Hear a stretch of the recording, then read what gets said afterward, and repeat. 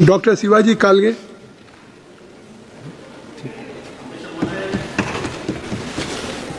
अध्यक्ष महोदय, सबसे पहले मैं आपका शुक्रिया अदा करता हूं और आपके माध्यम से मैं लातूर चुनाव क्षेत्र के सभी जनता का भी शुक्रिया अदा करता हूं कि उन्होंने मुझे आशीर्वाद देके यहां पर भेजा। This is my maiden speech sir. आज मैं यहां स्वास्थ्य मंत्रालय के अनुदानों की मांग पर हो रही चर्चा पर बोलने के लिए खड़ा हुआ हूं।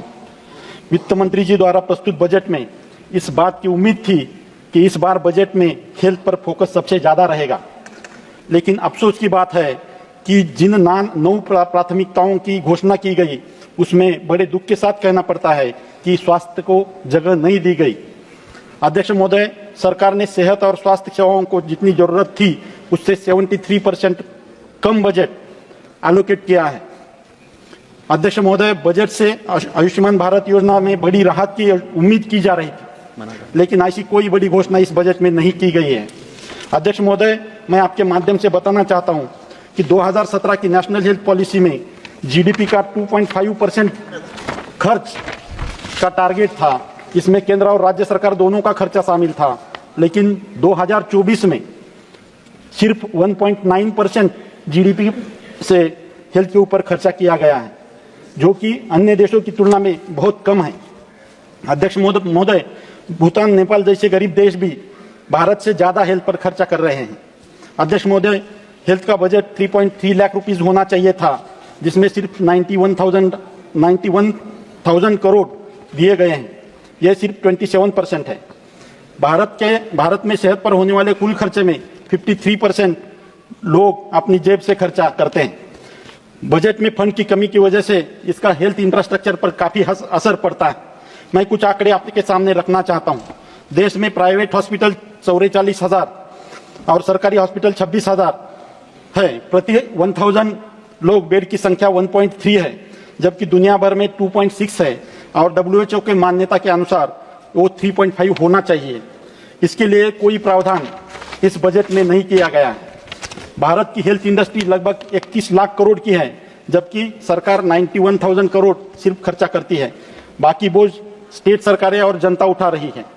भारत की जनता इलाज के लिए सरकार का काम बाकी देशों की तुलना में सबसे कम दिखाई देता है। इन्फ्लेशन के साथ बजट के आंकड़े मैच नहीं करते। अध्यक्ष महोदय, देश में प्राइमरी हेल्थ सेंटर की संख्या 2024 के डाटा के अनुसार 25,308 है। ये बहुत ही कम है और इसे बढ़ाने की जरूरत है। हेल्थ सेक्टर में मैन पावर की भारी कमी है। इस माध्यम से सरकार से मांग करता हूं कि प्राइमरी हेल्थ सेंटर में 2 के बजाय 3 मेडिकल ऑफिसर्स की नियुक्ति की जाए, जिसके बदौलत हर पीएचसी पर 24 घंटे डॉक्टर की उपलब्धि हो सके। और दुख की बात है कि बहुत सारी जगह पर सिर्फ 1 मेडिकल ऑफिसर काम करते हैं। डॉक्टर, पैरामेडिकल स्टाफ, आशा वर्कर्स, आंगनवाड़ी वर्कर्स, नर्सेस का पेमेंट काम के घंटों के अनुसार मिलना चाहिए।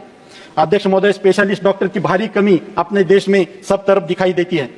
उसके बावजूद college of physician and surgeon जैसे पीजी एग्जामिनिंग बॉडी जो 112 साल से कार्यरत है, जो कि सीपीएस मुंबई के नाम से पूरे देश में परिचित है, और पीजी डिप्लोमा और फेलोशिप्स देने का इनका काम सालों से चालू है। पीजी नीट के मेरिट के ऊपर ये और सरकार के द्वारा इसके एडमिशन किए जाते हैं। इसके 2 साल से एडमिशन बंद है, जो मोदी सरकार द्वारा गुजरात में भी चालू किए थे, लेकिन वो अभी बंद है। मैं आपके माध्यम से ये चालू करने की मांग करता हूं और इसका सक्षमीकरण करने की मांग करता हूं। अध्यक्ष महोदय, ये खुशी की बात है कि सरकार ने 3 दवाइयों के ऊपर का टैक्स माफ किया, लेकिन सिर्फ 3 दवाइयों का माफ करके काम नहीं चलने वाला। इसके साथ साथ मेडिकल इक्विपमेंट्स, मेडिकल इम्प्लांट्स, इसके ऊपर भी टैक्स माफ होने की जरूरत है, जो कि सर्वसामान्य जनता का खर्चा का बोझ कम कर सकती है। अध्यक्ष महाराज, मैं आपके माध्यम से मेरे चुनाव क्षेत्र की कुछ मांगे रखना चाहता हूं। मेरे चुनाव क्षेत्र में रीजनल आयुष इंस्टीट्यूट का एक निर्माण हो, जो आयुष मंत्रालय अभी सोच रहा है कुछ रीजनल इंस्टीट्यूट के डेवलपमेंट के बारे में, वो मेरे चुनाव क्षेत्र में एक चालू हो, क्योंकि लातूर महाराष्ट्र का एक एजुकेशनल हब है और महाराष्ट्र, कर्नाटक, तेलंगाना के बहुत सारे स्टूडेंट लातूर में एजुकेशन के लिए आते हैं और वहां पे एक रीजनल इंस्टीट्यूट चालू किया जाए। हमारे लातूर में जिला रुग्णालय नहीं है पिछले 16-17 साल से।